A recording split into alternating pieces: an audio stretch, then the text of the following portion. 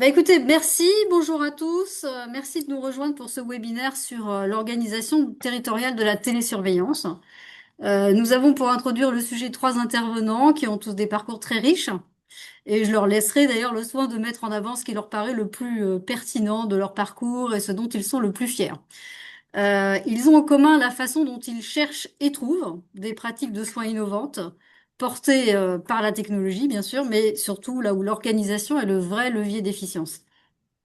Le webinaire, sera structuré en trois parties, comme d'habitude. La première partie sera consacrée à la plateforme Covidom, plateforme régionale de télésurveillance de patients Covid, qui a permis de suivre plusieurs centaines de milliers de franciliens dans un contexte épidémique.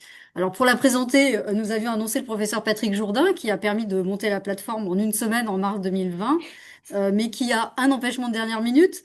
Donc, je remercie d'autant plus le docteur Mazingue, de le remplacer au pied levé. Xavier Mazingue a été le médecin coordonnateur de la plateforme pendant 18 mois. Il va pouvoir nous expliquer comment son expérience d'urgentiste lui a permis de s'adapter aux multiples surprises que nous a réservées la plateforme pendant toute la pandémie. Durant notre collaboration sur Covidom, nous avons eu le temps de deviser sur la meilleure organisation d'une plateforme de télésurveillance de maladies chroniques, qui était pour nous le juste devenir de Covidom. Et ça ne s'est pas du tout passé comme ça. Cette plateforme idéale, nous l'avons rencontrée beaucoup plus tard, au CHU de Bordeaux, grâce au docteur Sylvain Ploux, cardiologue, et au docteur Léo Gration, pneumologue, qui ont construit finalement un centre de télésurveillance de maladies chroniques au CHU de Bordeaux. Alors donc un grand merci à tous les deux d'être là. Dans une présentation à deux voix, ils vont nous expliquer comment le centre de télésurveillance des maladies chroniques s'est construit progressivement sur une base de 20 ans d'expérience de télécardiologie. Et cette plateforme qui a la particularité maintenant d'être multipathologie, elle est encore, on va dire, petite dans cette dimension, mais pour nous, elle a toute une grande. C'est-à-dire que tous les bons principes dont nous rêvions avec le professeur Jourdain, avec le docteur Mazingue, eh bien, ils sont déjà là. Cette plateforme, vous le verrez, est en évolution constante. De multipathologies, elle devient capable de traiter des patients pluripathologiques. Et je laisserai à nos intervenants le soin de nous faire comprendre cette nuance. Voilà, la troisième partie, bien sûr, sera consacrée à un temps d'échange. Donc, je vais donner tout de suite la parole au docteur Mazingue pour nous parler de Covidom et nous expliquer en fait tous les enseignements que nous avons pu tirer de cette expérience régionale. Alors, je, non, je vais. Bonsoir. Et Alors, si le professeur Jourdain a participé à la création de la plateforme en très peu de temps, à la sortie de l'été 2020, comme une grande partie du personnel mis à disposition par la PHP sur la plateforme Covidom, il est retourné dans son service pour faire son activité clinique. C'est à peu près la période où je suis arrivé. Et du coup, comme je prends son relais ce soir, j'ai pris son relais sur la plateforme à partir à peu près de septembre-octobre 2020. Pour prendre en son relais la direction médicale et pédagogique de la plateforme Covidom. Donc vous n'aurez pas ce soir le créateur de la plateforme, mais vous aurez celui qui avait les mains dans le cambouis pour les 2 ans qu'on suivit. Donc en termes de retour d'expérience, on verra si ça peut vous apporter quelque chose. voilà, est-ce que déjà vous voyez bien l'écran? Est-ce que vous voyez la présentation? Oui, Oui, merci. Donc Covidom, une plateforme de télésurveillance qui a été montée dans le cadre de la pandémie Covid. Donc une pathologie avec un taux de contamination élevé, une méconnaissance de la pathologie, une problématique de gestion de crise, d'organisation de soins, avec le critère de disponibilité de lits de réanimation, mais aussi une gestion du stress de la population d'un confinement. Donc on est un peu obligé de parler rapidement du contexte, même si vous le connaissez tous.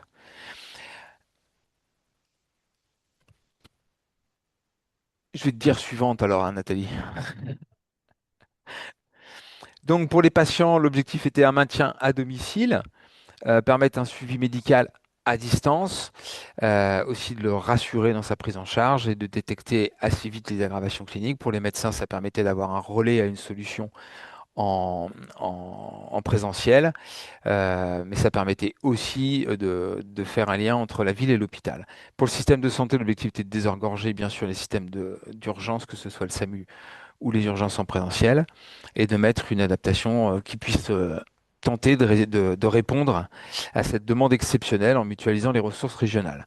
Donc la plateforme a été créée par la PHP avec l'URPS, donc le syndicat de médecins généraux, libéraux. La suivante. La façon dont ça fonctionne, un patient suspect d'une infection Covid ou certifié Covid est inscrit par un médecin. Initialement, c'est un médecin qui le faisait, éventuellement en consultation initiale ou suite à une consultation à l'hôpital, éventuellement aux urgences, ou même après un appel SAMU. Il était rentré sur la plateforme, ça prenait à peu près 1 minute 30, 2 minutes pour le médecin pour le rentrer. Il était après géré par une application du côté patient et par la plateforme Covidom qui était sur un site unique de la PHP. Le patient reçoit un questionnaire journalier, puis éventuellement avec des questionnaires renforcés sur les périodes. Tout ça arrivait sur le centre régional de contrôle Covidom, géré globalement par des cellules avec 4 à 6 intervenants de télésurveillance qui étaient des professionnels de santé, éventuellement des étudiants encadrés chacun par un médecin superviseur, aidé tout ça par la cellule citoyenne, donc des citoyens qui venaient se mettre à disposition, qui permettaient de. Après, c'est devenu téléopérateur, ça s'est professionnalisé, mais initialement simplement de pouvoir prendre contact avec les patients qui étaient inclus sur la plateforme pour les aider à prendre en charge l'application, mettre en place leur dossier administratif. Après, ben, la télésurveillance classique maintenant, avec une génération d'alertes en fonction d'un algorithme, une gradation de la réponse en fonction de la gravité, et avec donc, si nécessaire, un conseil, un avis téléphonique ou un adressage en consultation, ou bien même le déclenchement d'un SMUR sur place, et une sortie de suivi à partir du moment où le patient, initialement, c'était 30 jours, sachant qu'il y avait quasiment plus d'alerte au bout d'un certain nombre de jours, mais aussi en cas d'hospitalisation, bien sûr, pour pas faire un doublon. La diapo suivante. À partir de juin 2020, on commence à parler de l'agilité de la plateforme. Comment, quand on a une plateforme qui est en place, efficiente, on peut passer rapidement sur d'autres suivis. Là, en l'occurrence, toujours sur la même pathologie, mais on a, en collaboration avec l'ARS, inclus les patients de Covid Contact. Covid Contact, c'était à partir du moment où il y a eu le tracing des patients Covid+, ils ont été systématiquement proposés à l'inclusion sur la plateforme Covid Contact, qui était physiquement gérée par le même personnel que la plateforme Covidom. Donc, on se retrouve avec deux types de suivis différents. Les patients Covid inclus par des médecins et les patients inclus systématiquement parce que repérés comme étant soit un test positif, soit cas contact. Donc déjà sur une agilité, on passait sur deux types de suivis différents avec des questionnaires différents. La suite. Très rapidement, toujours pour parler de l'agilité de la plateforme, a été mis en place le système Covido2.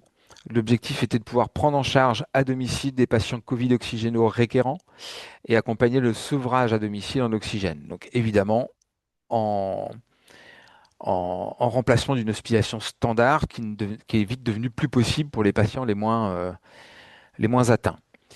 Dans ce cadre-là, une formation préalable du patient, entre autres à l'utilisation d'un saturomètre, à la prise de sa fréquence respiratoire, mais aussi un accompagnement personnalisé par un personnel senior, cette fois, exclusivement médical, qui faisait un appel téléphonique quotidien, pluriquotidien si de nécessité, avec un suivi personnalisé jusqu'à la sortie du suivi. Donc voilà, sur les 3 premières vagues, c'est à peu près de 400 patients, avec l'économie d'environ 7000 jours d'hospitalisation. Dans les autres dispositifs qu'on a vite mis en place pour l'accessibilité aux soins pour tous, on s'est rendu compte qu'évidemment, dans la population, il y a une bonne partie de cette population qui n'est pas à l'aise avec l'outil numérique. Donc on a mis en place un suivi en parallèle. Ces patients n'étaient pas inclus les patients qui avaient un médecin traitant identifié qui pouvait joindre, des patients qui avaient une aide à domicile qui pouvaient remplir le questionnaire avec eux ou qu'on pouvait avoir au téléphone, et ne rentraient pas dedans non plus simplement pour une inefficacité du système, les personnes qui ne pouvaient pas parler français du tout, quand on ne pouvait pas discuter avec eux. Donc dans ces cas-là, le système était simple, on appelait systématiquement ces gens-là tous les jours. Éventuellement, quand on avait des certitudes, tous les 2 jours, tous les 3 jours, mais globalement tous les jours, on l'appelle par un intervenant de télésurveillance pour faire le point avec eux en remplacement du questionnaire quotidien. Donc en un an, c'était plus de 4000 patients qui avaient pu bénéficier de ce qu'on a appelé les exclus du numérique. La suivante. On parlait encore de l'agilité de la plateforme, donc du coup là, bon, c'est un schéma qui n'est pas tout à fait adapté, mais je reprends aussi une partie du contenu par mon confrère pour vous dire qu'on a là sur ce listing, vous avez déjà 7 suivis différents. Donc pour dire que sur une plateforme de télésurveillance mise en place avec une organisation qui fonctionne, avec un personnel dédié, et ben, rapidement, on peut avoir plusieurs suivis différents. Là, en l'occurrence, encore une fois, toujours sur la même pathologie, même si après, on a eu donc un suivi euh, plutôt de pharmacovigilance post-vaccination de tout le personnel de la PHP, mais toujours géré par la même plateforme, le même personnel avec des outils dédiés. Puis après, on a fait un suivi en cardiologie post-interventionnelle sur des procédures, par exemple, de ponction artérielle ou autres, pour anticiper la sortie hospitalière et faire un suivi en télésurveillance, en test. Pour dire qu'avec, encore une fois, une plateforme organisée, l'organisation qui est en place, le personnel qui est formé, bah, très rapidement, on peut ouvrir le champ des pathologies ou des situations à suivre. La suivante. Donc, au trait de Covidom, au total, c'est plus de 3 millions de franciliens qui ont été inclus, plus d'1,5 million qui ont été suivis, une génération de 620 000 alertes pris en charge par des équipes pluridisciplinaires et avec donc une gradation de la réponse sur des personnels dédiés qui vont d'un télésurveillant, un opérateur de télésurveillance non professionnel de santé formé à la prise en charge et administrative et à l'accompagnement de l'utilisation de l'outil numérique, aux intervenants de télésurveillance, tous professionnels de santé, mais éventuellement étudiants, retraités ou autres, et après, la prise en charge par un médecin, éventuellement par un médecin spécialisé si nécessaire. Donc dans les facteurs clés de succès, donc le travail d'équipe et la gradation des soins, c'est ce que je viens de vous décrire, pardon. Donc on peut passer à la suite. Dans les facteurs clés de succès, l'acquisition entretien des compétences, donc une formation initiale qui était suivant le public concerné, c'était pas la même, même si le pot commun était le même entre les professionnels de santé dédiés à être ITS, les médecins, mais il y a eu aussi une formation spécifique pour les profils plus administratifs, une formation continue avec un staff médical, mais avec aussi une création de contenu en temps réel, une capacité de réactivité sur la veille scientifique, un comité scientifique de la PHP qui suivait ailleurs et qui validait tous les contenus. Je ne sais plus combien de centaines de personnes on a eu au total. C'est en général moi qui les formais, sauf exception. Il y a une grosse masse de formation tout de même. La formation initiale, elle durait entre 1 heure et demie. Après, il y avait un accompagnement sur place le jour même avec un intervenant de télésurveillance senior. Puis après, un accompagnement sur toute une semaine avec un manager, la possibilité de revenir toujours et une évaluation pour tout ça. L'agilité organisationnelle, donc là c'était aussi une particularité. On est en vague de pandémie, donc il y a des moments où on a besoin de plus de personnes, des moments où on en a moins. Donc c'est une des choses qui a été mise en place aussi sur cette plateforme qui sont assez particulières, hein, c'est un retour d'expérience. Avec donc ici on voit à la ligne orange, c'est des inclusions de nouveaux patients sur la plateforme et comment finalement en quelques jours, en 15 jours maximum, on arrivait en réactivité à avoir une vague de personnel qui soit superposable à la vague d'inclusion. Sur le recrutement du personnel, il a été fait sans compétition avec le secteur de soins, puisqu'on a été recruté des retraités, du personnel en reprise d'activité qui n'était pas prêt à rentrer dans son service, mais qui a bien voulu venir sur la plateforme, des étudiants en santé, et par ailleurs, donc pour tout le personnel administratif, la création d'un nouveau métier, opérateur de télésurveillance. La suivante. Non, on en a déjà parlé de ça. Ah, ça c'est celle d'avant, ou alors elle est revenue. Le pilotage en temps réel. Donc l'analyse des données, quand on a un outil numérique comme celui-là, on engrange énormément de données. Donc on avait aussi des data scientists qui étaient dédiés à ça, qui permettaient de générer des tableaux de bord quotidiens, paramétrables, à qui on pouvait leur demander de sortir tel ou tel critère. C'était évidemment une aide à la recherche précieuse, mais ça nous donnait aussi une capacité à générer une photographie instantanée des principales alertes générées, des principaux symptômes de chaque variant. Donc on a participé euh, avec la cellule du cabinet du ministre de la Santé à l'aide à la décision dans la stratégie de prise en charge en fonction des vagues.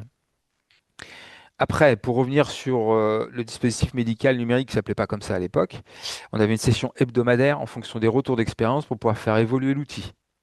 Il y avait la présence du directeur médical, donc moi la plupart du temps, qui permettait aussi du coup de faire évoluer l'outil en fonction des besoins médicaux et des besoins des variants, des outils de tri, pouvoir taguer les patients à risque, générer des tutoriels pour les patients de façon à ne pas avoir besoin de traiter ça en appel, avec même une évolutivité de l'algorithme, puisqu'on a changé des seuils d'alerte, en particulier par exemple la saturation, où traditionnellement, quand on crée une alerte de saturation, on la met quand elle descend en dessous de 95, et en fait on s'est vite rendu compte que passer en dessous de 95 pour un Covid sur la troisième vague, c'est une alerte rouge.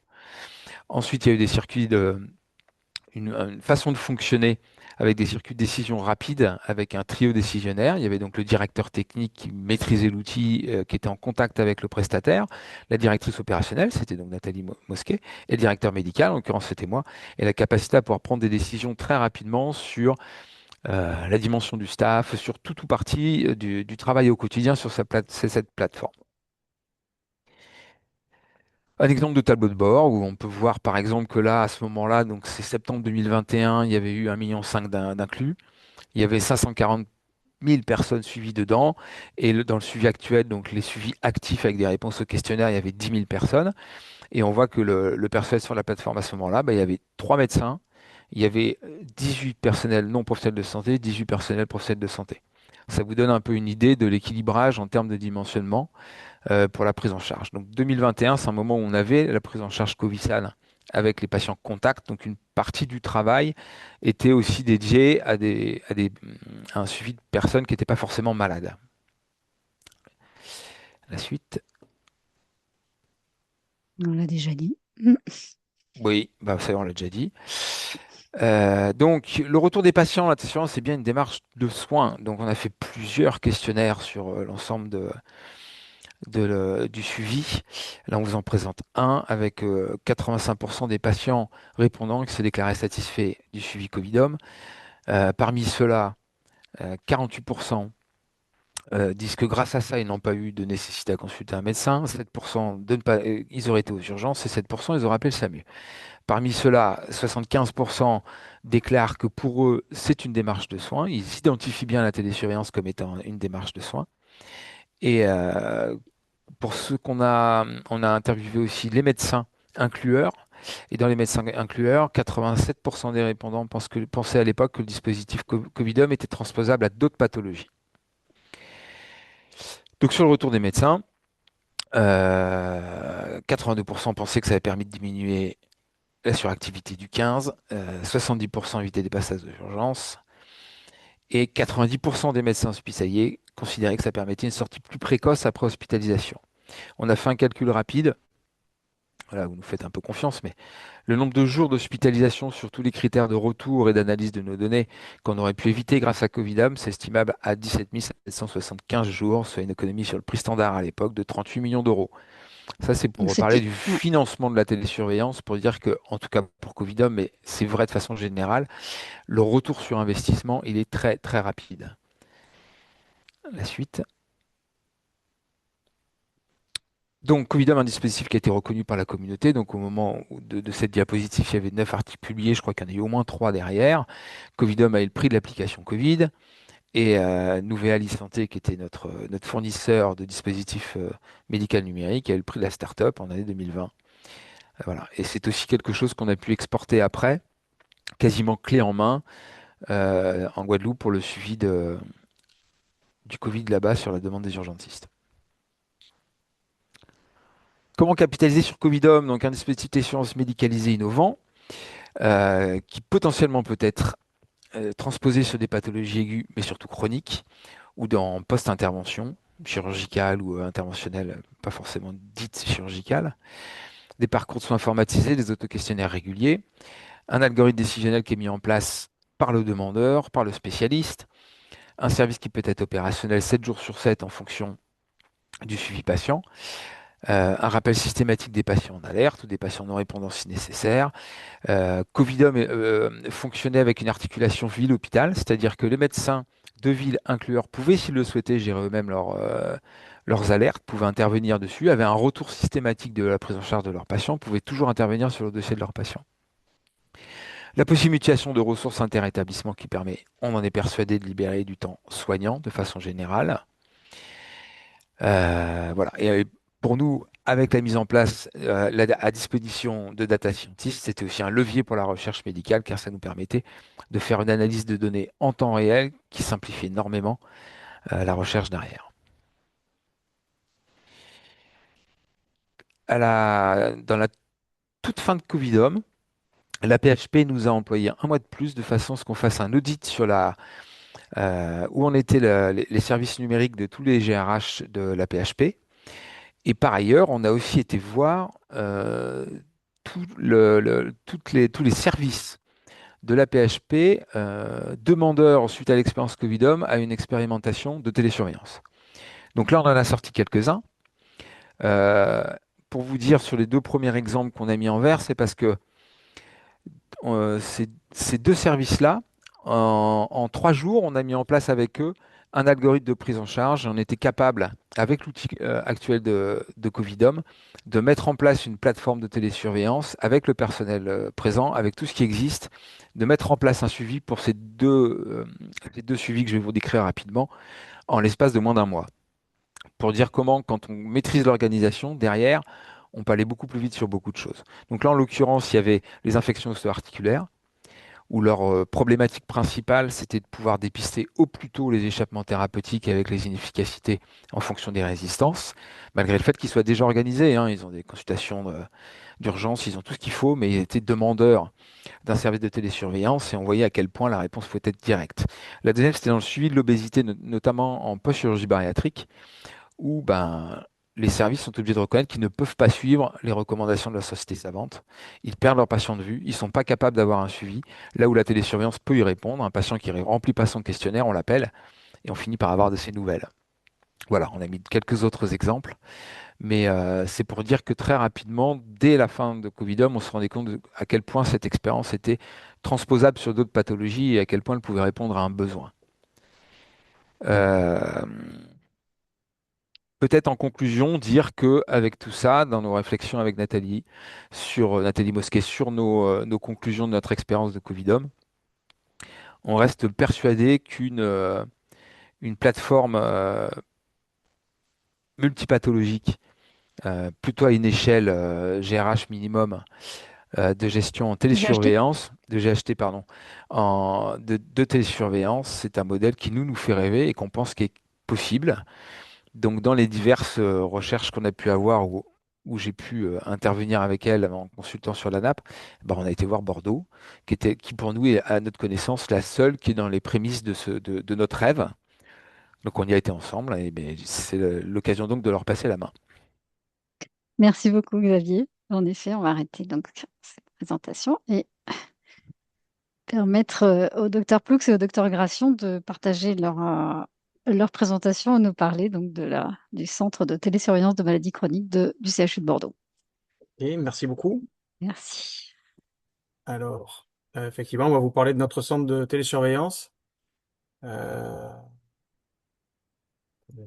ouais, voilà. Donc, j'appelais ça un centre de référence en télésurveillance, parce qu'en fait, c'est un centre qui est professionnalisé, avec des gens qui travaillent à 100% sur cette activité, à l'exclusion des cardiologues. Mais néanmoins, moi, j'ai une partie de mon activité quotidienne dédiée à cette télésurveillance. Donc, c'est un centre qui a une unité de lieu, qui est à l'hôpital cardiologique de Bordeaux.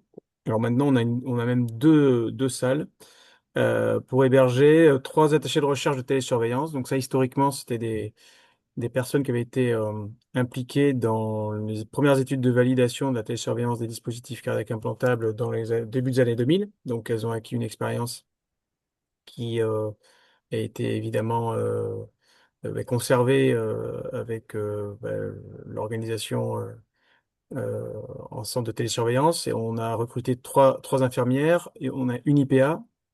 Donc j'ai deux collègues qui travaillent avec moi sur ce centre. On a une cadre de santé, une assistante de facturation. Voilà, donc tout ce monde-là fait tourner cette activité de télésurveillance. Alors donc une des spécificités, c'est effectivement qu'on a une approche pluridisciplinaire, donc qui est essentiellement drivée par notre activité historique de télésurveillance des dispositifs cardiaques, qu'on avait commencé avec Jacques Clémenty en 2001 et qui s'est plus formalisé à partir de 2012 avec le soutien de l'ARS sur la réalisation d'un réseau aquitain. Puis en 2019, on a débuté avec notre propre plateforme de télésurveillance, la surveillance de l'insuffisance cardiaque. Et puis ensuite, Léo et son équipe nous ont rejoints en 2022 sur la télésurveillance de la BPCO des patients ventilés. On faisait déjà depuis un moment la télésurveillance du rythme cardiaque dans le bilan diagnostic des AVC cryptogéniques, mais ça a été pareil, un peu mieux organisé à partir de 2022. Et puis on fait aussi la télésurveillance des ECG télétransmis par montre connectée. Donc, en ce qui concerne les prothèses rythmiques, donc ça c'est l'activité historique. Donc, on a fêté la semaine dernière, je pense, le dépassement de la file active de 10 000 patients. Donc, il y a 95% des patients qui sont implantés sur l'hôpital cardiologique qui sont télésurveillés, qu'ils aient un pacemaker, un moniteur cardiaque ou un défibrillateur implantable. Ça représente 140 000 transmissions l'année dernière, avec 4000 avis cardiologiques. Donc, vous allez voir sur cette diapositive qu'en fait, la file active, elle a une croissance relativement linéaire, qui nous permet d'ailleurs d'anticiper un petit peu le recrutement des techniciens de cardiologie d'une année sur l'autre. Et vous voyez en bleu que donc c'est enfin la hauteur principale, c'est le nombre de télétransmissions gérées par le centre, et en orange, c'est la part qui revient à l'expertise cardiologique. Vous voyez qu'elle est très faible par rapport au volume total des alertes, et ce qui confirme évidemment l'intérêt majeur du personnel paramédical sur cette activité. Donc, l'insuffisance cardiaque, l'originalité, c'est qu'on a développé notre propre plateforme, qui est une plateforme multiparamétrique, qui est capable d'importer des valeurs d'objets connectés, de biologie, par la, enfin, on a une connexion avec les laboratoires de ville. Ça importe également des données de dispositifs cardiaques implantables. Et ça permet de faire un suivi global du patient. Donc actuellement, on a à peu près 300 patients en file active. L'année dernière, ça a représenté 16 000 alertes et 2 800 contacts patients. Donc c'est souvent, ça image assez bien on va dire, le fait que finalement un patient télésurveillé, il n'est pas exclu du système de soins, mais à contrario, il bénéficie d'une attention tout à fait particulière, notamment au regard des contacts qu'on peut avoir avec lui. On a aussi développé une activité d'éducation thérapeutique à distance avec des visioconférences qui sont bimensuelles, qui sont organisées par une infirmière et moi-même ou une IPA, et qui permettent aux patients du coup d'assister à ces séances d'éducation thérapeutique. On a un programme de neuf thématiques différentes, sans avoir à se déplacer. Donc ça, c'est quelque chose qu'on a mis en place justement pendant le Covid. Donc, qu'est-ce qu'on fait avec cette plateforme? On fait de la titration médicamenteuse. Donc ça permet aux patients insuffisants cardiaques, d'une part, d'avoir un traitement optimisé, ce qui est pas le cas en fait pour plus de 50% des Français insuffisants cardiaques. Et ça permet surtout aussi également de sortir plus vite de l'hôpital, parce qu'en sortie d'hospitalisation, on reste pas pour avoir sa titration. On fait de la surveillance 5 jours sur 7. Et le patient qui est détecté en état d'aggravation, eh bien, on fait une prise en charge à domicile. Comme il a plusieurs capteurs poids, pression artérielle, et qu'on a la biologie, on se retrouve dans des conditions presque d'HAD finalement. Et donc, on fait la prise en charge de ces épisodes d'aggravation à domicile, et on fait l'accompagnement thérapeutique. Donc, au final, 63-75% des épisodes d'aggravation sont pris en charge à domicile. Donc, cette petite fourchette, parce que 63%, c'est les résultats de la cohorte de Bordeaux, 75, c'est les résultats du CHU de Clermont. Mais en gros, vous voyez qu'on a deux tiers à trois quarts des patients qui sont maintenus à domicile sur un épisode d'aggravation d'insuffisance cardiaque. Alors, les AVC cryptogéniques, donc on travaille, on a un circuit bien défini maintenant avec les neurologues. Ils nous confient voilà, 170 patients par an environ. On a une file active de 480 patients. On fait quand même 60 diagnostics de FA par an. Donc potentiellement, autant de patients qui feront plus d'AVC, puisqu'on a mis en place un traitement anticoagulant préventif. Alors, en ce qui concerne les objets connectés, eh bien, ce qu'on fait, c'est dans le cadre de bilan de palpitation, de malaise mal défini, on s'occupe de télésurveiller les ECG acquis par les patients au cours de ces symptômes, qu'ils aient une montre personnellement, ou on a également la possibilité de leur prêter du matériel. Voilà, donc pour l'instant, ça représente 300 ECG par an. Là aussi, c'est assez bien organisé, puisque quand ils transfèrent leur ECG, ça arrive directement sur leur dossier médical hospitalier. Donc voilà, ça c'est une activité en développement assez originale, qui même est proposée à des cardiologues de ville, quoi. Voilà, donc là c'est la partie de Léo. Alors nous, on s'est rattaché au centre de télésurveillance en 2022 pour réaliser la télésurveillance des patients BPCO appareillés par ventilation non invasive. Et depuis 2022, bon, la file active grandit doucement. On a une centaine de patients. On a malheureusement pas mal de patients qui décèdent ou qui arrêtent le traitement, donc on a un peu de renouvellement. Ça correspond à 160, 1650 alertes par an environ, sachant que 20% des alertes nécessitent une intervention. Et là, on prend ça en charge entre les infirmières de télésurveillance et l'équipe médicale. On commence à aller un peu plus loin. Alors, on essaye d'étudier le bénéfice de bracelets, montres connectées qui permettent de remonter des informations sur les paramètres vitaux tels que la saturation, la température, le nombre de pas, l'actimétrie, bref, pas mal de choses. Donc là, on a une étude en cours, enfin, qui est en train d'être ouverte. Là, on espère inclure les patients au 1er janvier 2026. Et puis, dans le côté interconnexion, on est en train d'essayer de télésurveiller les patients insuffisants respiratoires chroniques, mais plutôt sur la version cardiologique, parce que ce sont des patients qui ont des problèmes cardiaques. La BPCO semble être un facteur de risque cardiovasculaire en soi. Et donc, bah, l'idée, c'est d'utiliser les richesses et les solutions proposées sur la plateforme pour d'autres patients, pour pouvoir les aider.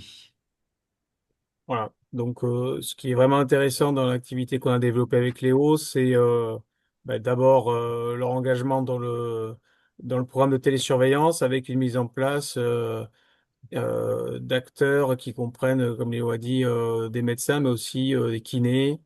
Léo est venu former nos infirmières de télésurveillance et c'est quelque chose qui marche très bien. Voilà, je crois que Léo, tu dois être parmi les ou sinon le leader en France de cette activité, en dépit de la file active qui ne paraît pas monstrueuse, mais que c'est une activité naissante et intéressante, quoi. Et donc aussi également, cette coopération, elle est euh, je dirais à l'origine, ouais, effectivement, de nouvelles idées d'études et de prise en charge croisée des patients comorbides, quoi. Alors, la deuxième spécificité de ce centre, c'est qu'on fait la télésurveillance en réseau pour d'autres partenaires. Donc, finalement, si vous voulez, ce sont des, des, des centres hospitaliers ou des cliniques qui désirent faire de la télésurveillance, mais qui n'ont finalement pas le personnel dédié pour faire. Donc, ils nous confient leurs patients et on fait la télésurveillance pour eux, pour les dispositifs cardiaques implantables et puis pour l'insuffisance cardiaque. Donc, c'est un réseau qui est actuellement aquitain parce qu'il était historiquement, mais qui finalement n'a pas nécessité d'avoir de limites géographiques. Évidemment, l'objectif principal, c'est de faire bénéficier le plus possible de la télésurveillance euh, aux patients en général. Optimiser la gestion du temps médical, ça veut dire que, bon, comme dans Covidom, eh bien, on a une mise en commun des ressources médicales expertes dont le maximum de personnes peuvent tirer parti. Et ça renforce aussi les liens qu'on avait ou pas avec ces partenaires du réseau. Alors l'organisation, c'est l'organisation, elle peut être résumée comme ceci pour le dispositif médical. On a un médecin collaborateur qui va proposer la télésurveillance au patient, l'inclure, lui remettre le matériel. Et nous, on va faire le tri des alertes. Donc, il y a le tri infirmier, 95% des alertes. Ensuite, il y a un tri cardiologique. Donc, en gros, c'est encore la moitié qui est triée. Et puis, on transmet les alertes au cardiologue référent avec souvent une recommandation de prise en charge. Voilà. Et donc, ça, c'est organisé sous la forme d'une convention avec partage d'honoraires. Alors, on a développé, là c'est un peu plus embryonnaire, mais très intéressant, le réseau insuffisance cardiaque. Et là, il y a beaucoup plus d'interaction entre nous et le cardiologue référent du patient. avec des échanges sur ben, la prise en charge, parce que contrairement à la télésurveillance des dispositifs implantables, là, il y a une partie de voilà, prise en charge à domicile. Donc, le cardiologue traitant nous donne des indications sur ce qu'il aimerait qu'on fasse, sur les modifications de traitement, sur les choses à surveiller. Puis il y a un retour comme ça, il y a une boucle qui se crée avec ce cardiologue référent, avec le patient. Ça inclut aussi les infirmières à domicile et les médecins généralistes. Donc là, c'est une organisation qui est plus complexe, mais du coup qui est un peu plus intéressante. On fait évidemment l'accompagnement thérapeutique à distance et puis tout cela, de la même façon, est cadré par une convention, un partage honoraire. Alors, on a d'autres activités innovantes au sein de ce centre. On développe des outils d'intelligence artificielle pour traiter la data, mais euh, sur le plan clinique, ce qui m'a paru intéressant de vous présenter, c'est une innovation d'un dispositif de prise en charge à distance des programmateurs de dispositifs cardiaques implantables qui permettent de faire du coup de l'interrogation de la programmation à distance. Voilà, donc c'est un dispositif qu'on a développé in situ au Lévesque avec l'Institut Lyrique qui permet de contrôler tous les pacemakers, tous les défibrillateurs à distance, euh, quelle que soit la distance. On a travaillé avec la Martinique, on a travaillé, enfin, il n'y a pas de limite de distance. Sécurité garantie puisqu'on l'a vérifié dans deux études. Et il y a un intérêt majeur pour les patients isolés. On a travaillé notamment dans les déserts médicaux autour de Bordeaux. Et ça, c'est le résumé de notre dernière étude. La satisfaction des patients, qui était donc sur cette dizaine de l'étude des patients habitant dans un désert médical, et avec le dispositif d'interrogation à distance installé chez une infirmière libérale à proximité de leur domicile. Donc, en comparaison d'une prise en charge classique à l'hôpital de Bordeaux, eh bien, les patients ils préféraient évidemment l'interrogation et la programmation à proximité de leur domicile. Ça avait induit une réduction des dépenses de transport de 97%. Bon, en gros, quand c'est près de chez eux, soit ils y allaient à vélo, soit à pied, et donc il n'y avait pas de transport médical. Il en découlait évidemment une réduction de l'empreinte carbone et du temps passé sur cette option de programmation à distance. Donc ça, c'est quelque chose qu'on propose aussi actuellement à des centres qui bénéficient pas d'expertise cardiologique, quoi.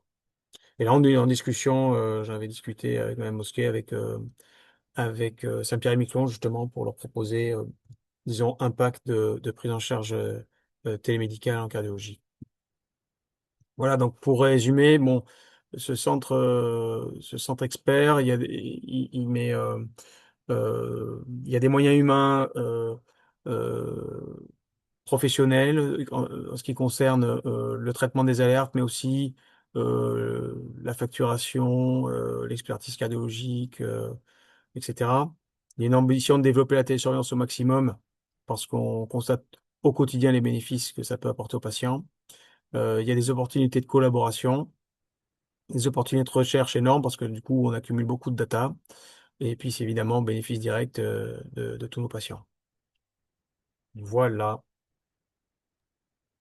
Eh bien, un grand merci pour cette présentation assez complète de ce que fait la plateforme de télésurveillance de maladies chroniques au CHU de Bordeaux. Comme on le disait, hein, c'est vraiment pour nous les principes d'efficience qui sont vraiment là. Est-ce que vous savez déjà dans quelle direction vous avez envie qu'elle se développe le plus dans les mois ou années qui viennent? Bien, moi, ce que j'aimerais, c'est qu'on consolide les réseaux parce que c'est quelque chose qui marche Hmm. assez bien, euh, euh, qui marche très bien même.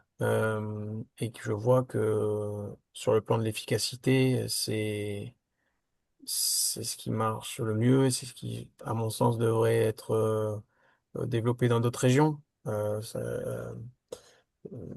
forcément en milieu hospitalier universitaire, mais sous la forme de centres mieux organisés et capables de prendre en charge plus de patients en provenance de centres plus petits ou de cardiologues libéraux, quoi. Voilà, donc, ouais, c'est plutôt sur cet aspect-là, ouais. Alors après, technologiquement, on va développer d'autres activités, hein, la téléprogrammation, des choses comme ça, qui vont permettre d'atteindre plus de patients, des patients encore plus isolés. Ouais, moi je crois beaucoup au réseau. Ça implique les cardiologues libéraux, ça permet d'accéder à la télésurveillance qui est recommandée en classe 1A en France et en Europe et qui pourtant est pas développée à cette hauteur-là, quoi. Donc ouais, plus l'aspect réseau, je dirais. Mm. Merci. Je vais pas monopoliser les questions, je vais laisser nos participants poser les questions s'ils ont envie de précision à nos intervenants.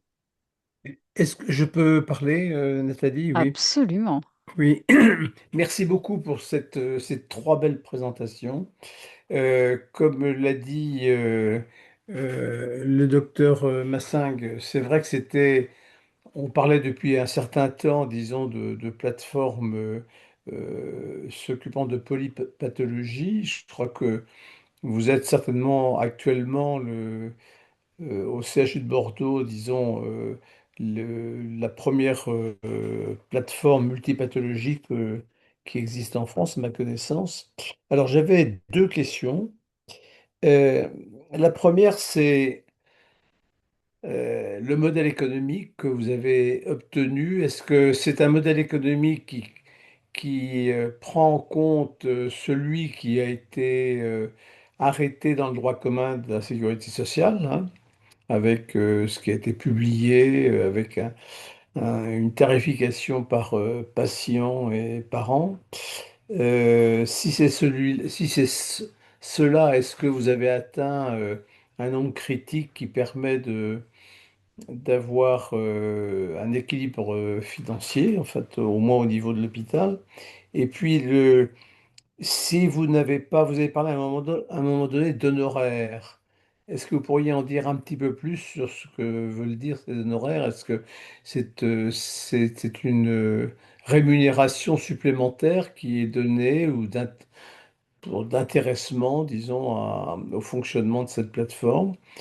Et l'autre question, c'est toujours celle des ARC, hein, des attachés de recherche clinique, qui les paye? Vous les avez initialement, je pense, comme beaucoup de CHU qui ont démarré la télécardiologie avec des ARC.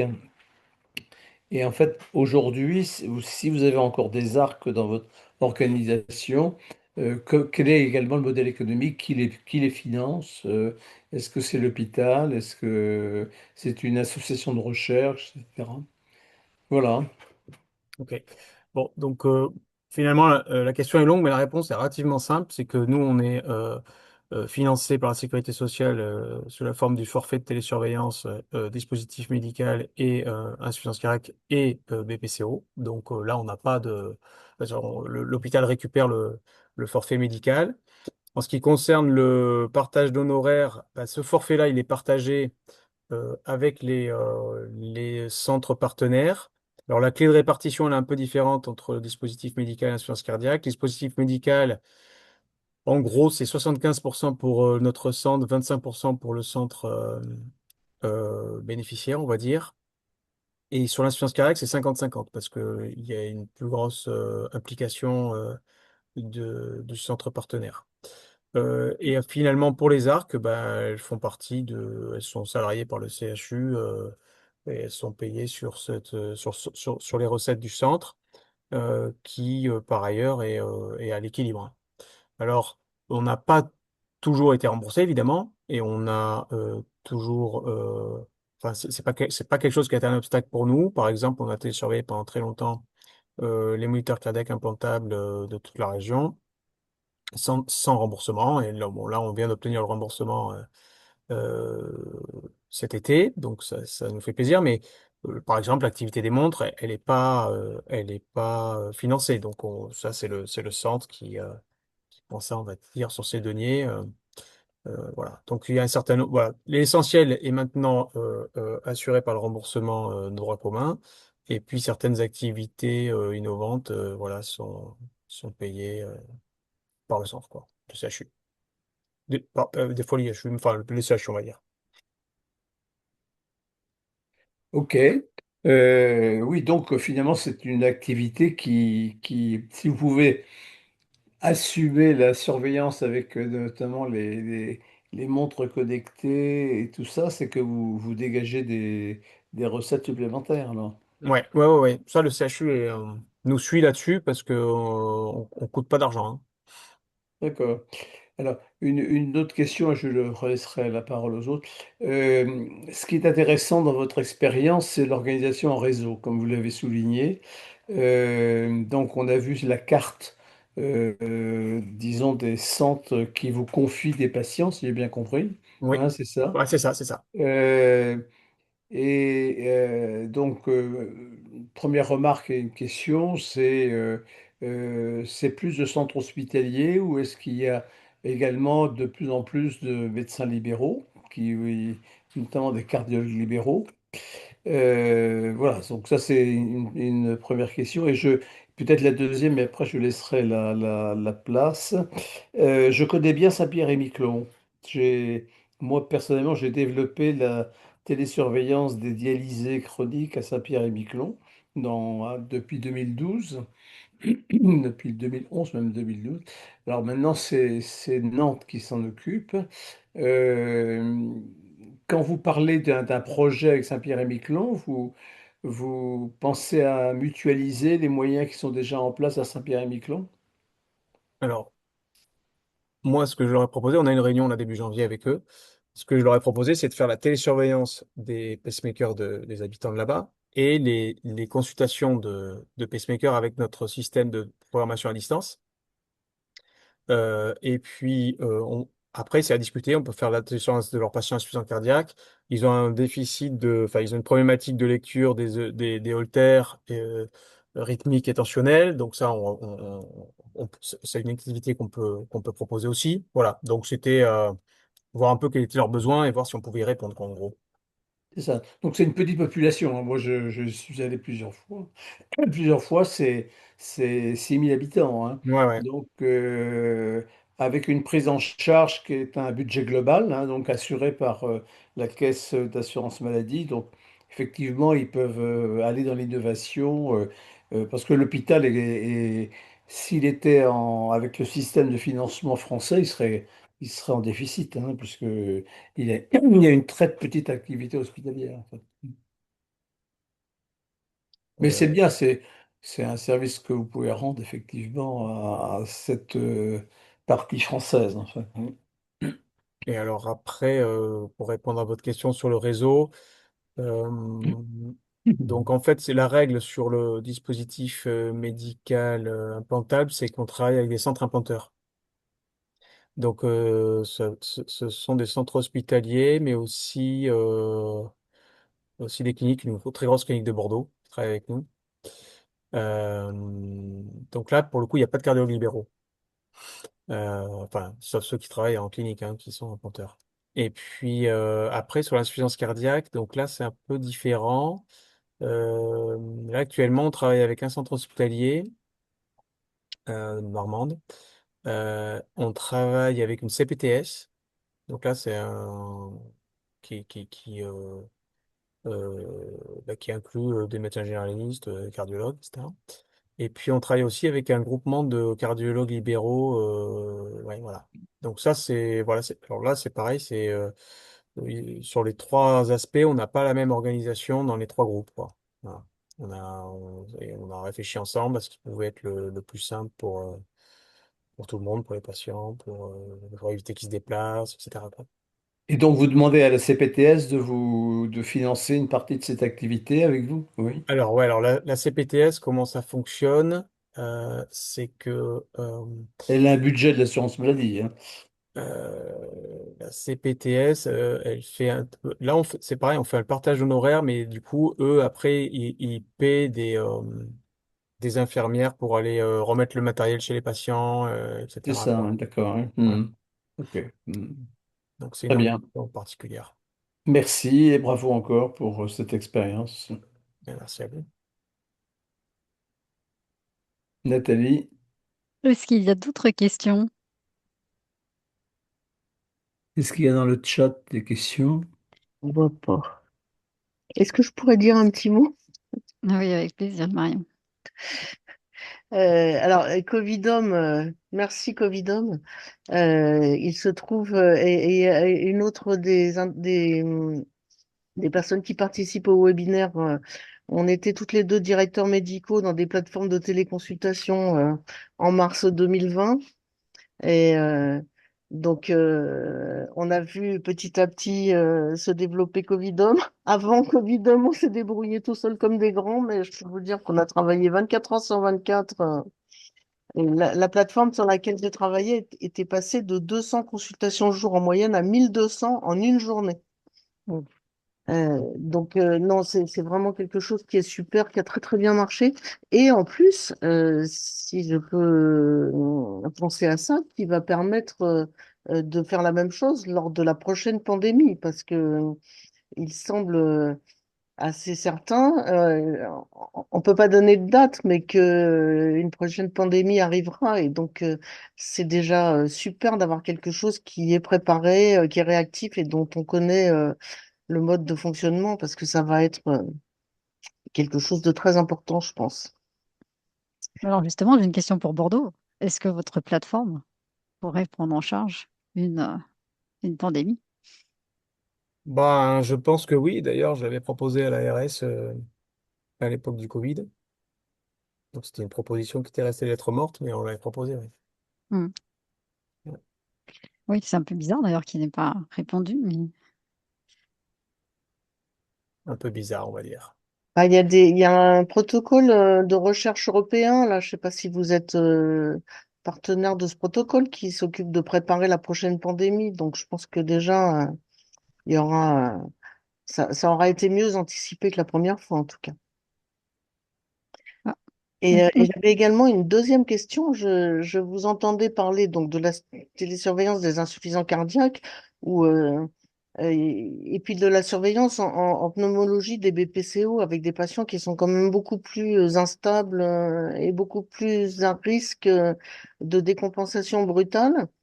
Et vous en avez pas qui sont morts en direct quand il y a eu une alerte est-ce que vous pensez pas que c'est un peu risqué de faire de la surveillance de BPCO très fragile, de la télésurveillance par rapport à l'insuffisance cardiaque? Alors, je pense que les patients insuffisants cardiaques sont tout aussi sévères et comorbides que nos insuffisants respiratoires, hein. Il n'y a pas de... enfin, à mon avis, c'est un peu les mêmes, hein, sauf ils ont pris une atteinte et pas l'autre, voire les deux. Euh, on n'a pas eu d'épisode comme ça où le patient est décédé devant nos yeux et nous à distance. On n'est pas une plateforme de télé d'urgence, donc on n'intervient pas, enfin, on n'a pas une astreinte 24 heures sur 24, 7 jours sur 7 pour voir les choses. Donc ça, on précise bien aux patients qu'en cas d'alerte, c'est le 15, hein, c'est l'urgence avec le service classique. Nous, notre objectif, ça va surtout être d'améliorer la qualité du traitement. Sylvain vous a montré tout à l'heure que les patients qui sortaient de l'hôpital ou les patients insuffisants cardiaques traités, ils étaient 1 sur 2 avaient un traitement qui n'était pas optimisé. C'est globalement ce qu'on fait aussi. Les études montrent que la télésurveillance permet d'améliorer la qualité du traitement. Alors, il y a plein de marqueurs différents, mais globalement, vous améliorez les choses. Et puis aussi, comme c'est des patients chroniques avec un traitement chronique, bah, il y a des moments où ils en ont marre, ou ils le font moins bien, ou ça se passe moins bien. Et donc ça permet quand même de rattraper un peu les arrêts de traitement, rattraper un peu les échecs. Donc c'est surtout ça. Et puis après, bah, pour l'instant, on va être honnête, on n'est pas bon pour euh, choper les alertes de prédictives d'exacerbation. Euh, on est encore à une phase de recherche, d'étude, pour trouver des marqueurs suffisamment fins pour pouvoir appeler les patients à temps et leur dire attention, dans une semaine, vous allez finir aux urgences. Il faudrait prendre un traitement ou alors venir à l'hôpital de manière programmée, un peu plus au calme, pour qu'on adapte un peu les choses. Voilà, ça, on l'a pas encore, mais on y travaille. et on essaye d'avancer là-dessus. Ouais, il y a quand même un message, c'est que la télésurveillance, c'est pas dangereux. Ce qui est dangereux, c'est d'être pas Voilà. télésurveillé. Parce que la télésurveillance, c'est quelque chose qui vient en plus Oui, mais du suivi. Et donc, si le c'est patient a bien compris, comme disait Léo, que c'est pas un système d'urgence, bah, il n'y a aucun risque.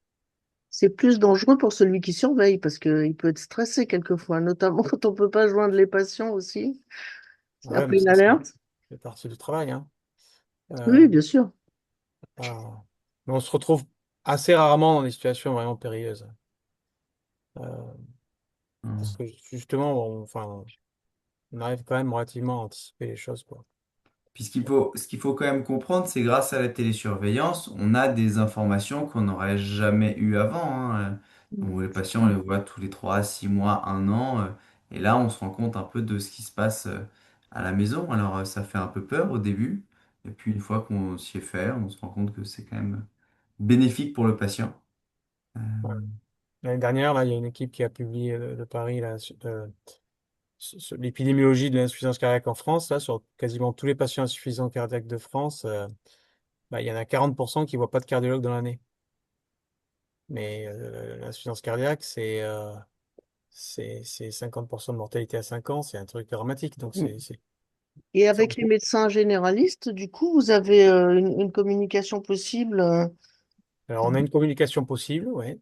Pas toujours très évidente parce que les médecins généralistes, évidemment, ils sont, notamment dans les aires médicaux, extrêmement sollicités. Et c'est pas le genre de professionnel en général qui va s'impliquer sur aller sur la plateforme pour vérifier les données, etc., quoi. Donc, ils sont impliqués, oui, oui, bien sûr, on est obligé, hein, mais c'est pas toujours très, très simple. Bah, est-ce que vous avez l'occasion de faire justement de la formation auprès des généralistes sur la reconnaissance des signes d'une insuffisance cardiaque, puisqu'on dit quand même qu'elle n'est pas très très bien diagnostiquée par le premier recours. Non, ça, c'est pas un aspect qu'on a développé. Non.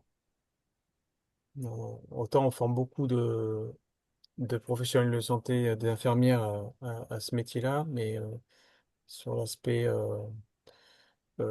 formation des médecins généralistes, non, on n'a pas fait. Hmm.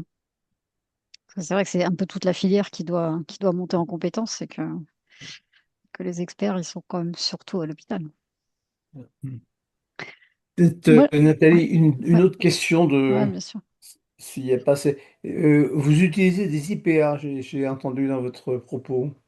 Oui, ouais, on a une Vous IPA. en- elles ont un rôle important, Oui, plus. alors notre IPA, on l'a focalisé pas mal sur l'activité de télésurveillance de l'insuffisance cardiaque. Et donc là, elle a un rôle très important parce qu'elle est quasi autonome, on va dire. Voilà. D'accord. Euh, Parce qu'elle a des capacités de prescription sur les bilans biologiques, de capacités de prescription sur l'administration des traitements, très à l'aise sur évidemment les échanges d'informations avec les correspondants. Donc, ouais, c'est vraiment très adapté à cette activité. Ouais. Je crois que vous êtes en train d'en former une en pneumo, Léo. Ouais. ouais. Alors malheureusement, c'est un IPA de Besançon. Donc il vient Ah ouais. chez nous se former et il repartira à Besançon après. Mais je perds pas espoir de lui montrer que le climat en Gironde est mieux qu'à Besançon. Ouais, ouais. Nathalie, il y a un médecin généraliste dans le chat là qui voudrait intervenir, je crois. Très bien, très bien. Alors, attendez, voir faut que je le retrouve. Alors, de qui s'agit-il? Mais qui veut intervenir d'ailleurs? Je ne vois pas. Alors, j'ai vu qu'elle mettait un petit mot, mais je sais pas si comment on fait pour la faire intervenir. C'est Ségolène Pluchon. Ah, c'est Ségolène, pardon. Elle râle, elle Ah, dit que les médecins généralistes en faut beaucoup quand C'est même. Ségolène. Bah oui, bien sûr qu'ils en font beaucoup, mais Mais Euh, personne n'a dit le En fait, contraire, moi, hein. moi vous m'entendez ou pas? oui. Oui, Oui. Ouais, super. Voilà, bah, enchantée, hein. C'est Ségolène Péchon. Moi, je suis médecin traitant TSD depuis presque 10 ans.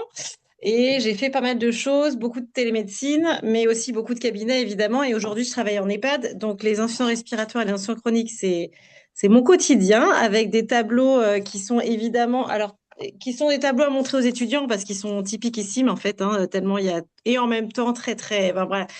Non, on est quand même. Alors, je sais pas qu'est-ce que vous entendiez quand vous estimiez qu'il fallait faire monter en compétence le premier recours, mais moi j'ai l'impression qu'on sait déjà pas mal faire et qu'on en voit beaucoup. C'est-à-dire qu'en fait, on cherche quand même sur le terrain à envoyer nos patients voir leurs spécialistes 1 à 2 fois par an et plus si affinité, à prendre des conseils auprès du second recours s'il y a besoin et la téléexpertise nous aide énormément pour ça, pour le faire correctement quand on a des doutes et puis entre les deux on les revoit. Donc c'est vrai que en général quand un BPCO commence à déconner, nous, on connaît par cœur, en fait, en tant que médecin traitant, hein, l'aspect que ça a, la tête qu'il a. On connaît. C'est ce que j'ai tendance à dire. J'ai déjà intervenu sur ce webinaire en disant que un des apports du médecin traitant, c'est de connaître par cœur la clinique de ses patients. Donc moi, le poumon de Monsieur Truc, je le connais par cœur. C'est pas le même que le poumon de Monsieur Machin. Et quand il commence à mal fonctionner, enfin voilà, les signes d'insuffisance cardiaque, c'est la même chose. On s'en rend compte et on le connaît. Et il y a une spécificité liée à la proximité du premier recours par rapport à ça. Donc c'est vrai que, au contraire, moi j'ai l'impression qu'on est plutôt pas mal sur le terrain dans ces situations-là. Euh, Après, c'est vrai qu'on est dans nos cabinets, donc encore faut-il que les patients pensent à nous appeler quand ils vont moins bien, et on a beau parfois leur dire qu'il le faut, bah ils le font pas toujours. Et puis après, où ils le font très tardivement, et c'est là qu'effectivement on est déjà sur l'orthopnée installée, sur les jambes qui ont doublé de volume, sur des choses de cet ordre-là. En revanche, et puis sur la possibilité effectivement d'aller consulter activement les données, ça je confirme en effet que d'un cabinet on n'aura jamais le temps.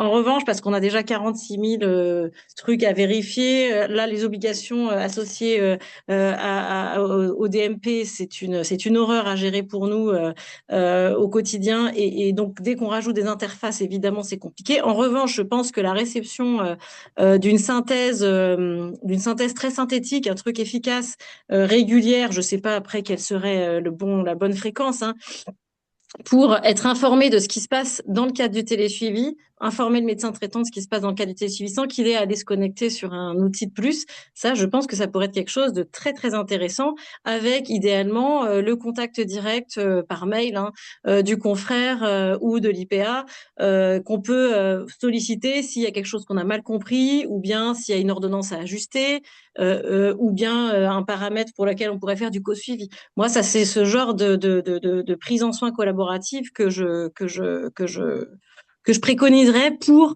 la médecine de cabinet. Voilà, la collaboration avec les médecins traitants. Merci beaucoup. Moi, je pense que, alors déjà, je sais pas, je vais me permettre quelque chose, mais vous êtes jeune en fait. Alors peut-être que votre formation, elle a été mieux faite sur la reconnaissance de l'insuffisance cardiaque notamment, mais en tout cas, moi, j'ai entendu effectivement un certain nombre de spécialistes hospitaliers dire que le diagnostic n'était pas toujours là et toujours à la hauteur et que donc il y a effectivement des spécialistes hospitaliers qui vont, dans le cadre d'équipes de soins spécialisées, Mmh. former en fait les généralistes en particulier. Bah, on a Euh, toujours besoin de se reformer de toute façon, puis les thérapeutiques changent beaucoup en fait. mm, Donc, oui, comme nous, le domaine est infini, puisqu'on est censé se mettre à jour sur toutes les spécialités en même temps, bah, effectivement, on peut avoir plus ou moins de compétences dans un domaine spécifique, mais la formation, elle est continue en permanence. Après, moi, si on me demandait aujourd'hui quels étaient mes besoins de formation, je pense que l'exacerbation de BPCO ou la poussée en sens cardiaque ne seraient pas mes priorités, parce que j'ai mm, l'impression de bien maîtriser ces domaines-là, en collaboration toujours étroite avec les confrères spécialistes, bien entendu. Et leurs courriers, en fait, sont nos premières sources de formation et d'ajustement. mm. Alors c'est ça aussi. Il y a aussi la possibilité. Alors c'est plus, on le voit plus dans le cadre de la télexpertise, par exemple, dans des filières qui ont beaucoup développé cette pratique. C'est que pareil, les gens qui sont requis, hein, les experts, Mm. peuvent ensuite communiquer régulièrement avec les requérants sur bah, des actualisations, voilà, des conduites à tenir ou des prises en charge. pour là aussi faire monter en compétence toute la filière.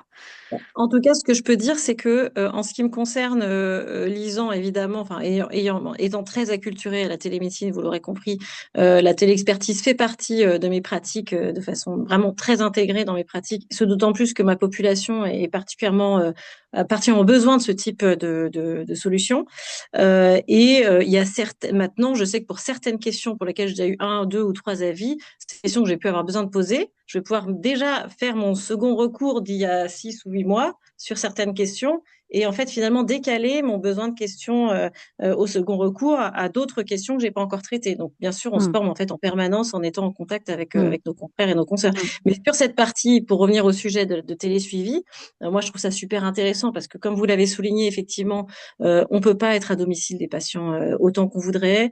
Sur ces patients en phase fragile, effectivement, ils ont des phases de démotivation qui font que là, ils n'ont pas envie de nous prévenir que ça va pas, ils viennent pas. Enfin voilà, donc il y a aussi cette partie-là qui est pas seulement de l'ordre du diagnostic et de la détection, mais surtout de l'ordre de la motivation au patient à nous dire que encore une fois ça va pas pour lui. Euh, et mais justement, donc ça, c'est un relais, moi, que je trouve super précieux. Mais en effet, il pourrait être envisagé un envoi automatisé de rapports d'intervention au médecin traitant, alors qu'il faudrait qu'il soit court et synthétique, bien sûr, parce que sinon, on n'aura pas le temps de l'étudier et de l'intégrer dans notre pratique. Mais en tout cas, je pense que ça, alors pour le coup, c'est la première façon de monter en compétence, de façon tout à fait naturelle et sans avoir besoin de, voilà, d'une formation spécifique de je ne sais quoi. Vous voyez. mm. Ça, cette Bah, histoire je pense, de rapport, si c'est pas fait, je pense que c'est un truc à mettre en place pour les médecins traitants. normalement, sur les plateformes de télésurveillance, un compte rendu, en fait, comme vous dites, synthétique, peut tout à Mm. fait être envoyé au médecin traitant. Ouais, c'est ce qu'on fait, ouais. Dès qu'on fait des modifications thérapeutiques, on envoie un mail sécurisé, quoi. Mm, Ah, ça, c'est c'est ça. chouette, ça. Mm. Super. Bon. J'avais une dernière question peut-être pour le docteur Massing. Euh, bon, effectivement, la PHP a arrêté le programme Covidome. J'ai entendu il y a à peu près 2 mois le directeur général actuel de la PHP nous dire que la PHP, disons, voulait développer donc, toutes les pratiques de télémédecine. Est-ce que le Covidome pourrait, enfin, l'organisation qui a marqué le Covidome pourrait renaître dans les autres pathologies que vous avez signalées en dernière diapositive? Alors, bah, je ne suis plus, moi, vous m'entendez, oui? Oui, Je Oui. ne suis plus enfin, actuellement à la PHP, donc je ne peux pas vraiment répondre à cette Ah, question. d'accord. Voilà. Par contre, ce qui est sûr, c'est que l'organisation telle qu'elle existait, les rapports qu'on a rendus, le matériel qu'on leur a laissé sur place, de formation, de tout ce qu'on veut, permettrait de faire les choses assez facilement, hein. Après, moi, s'ils me contactaient pour lancer une plateforme multipathologique régionale de télésurveillance, je saute à pieds joints dessus, hein. Puis j'appelle Nathalie Mosquet, je lui dis, tu veux pas faire la directrice opérationnelle? Soyons clairs. D'accord. Non, écoutez, Une c'était la autre, proposition qu'on leur a fait, nous, en sortie de Covidom. C'était pas avec le même directeur. C'est une proposition qui n'a pas été acceptée à l'époque. Moi, je crois que la PHP a ce genre de rôle, de pouvoir lancer ce genre de projet, mais ça sous-entend un support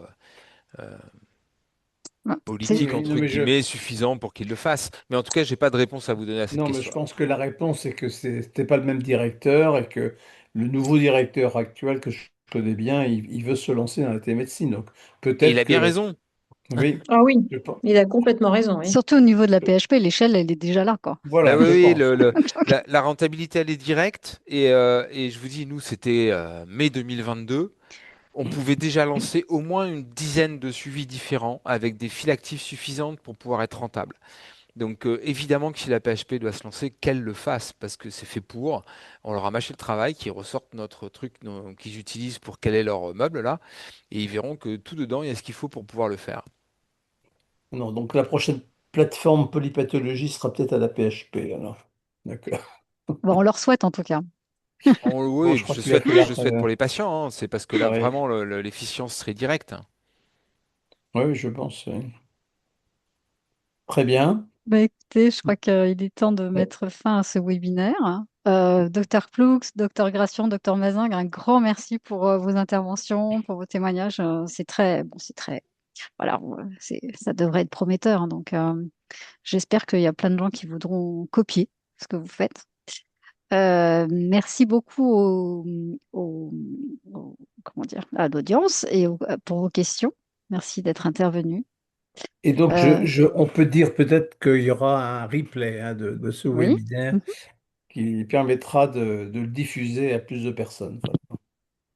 Très bien, Ben, Merci. merci. merci encore. Très bonne Bonne soirée à soirée. tous. Bonne Au revoir. Bonne soirée. À Merci soirée. tout le monde. bientôt. Bonsoir. Merci.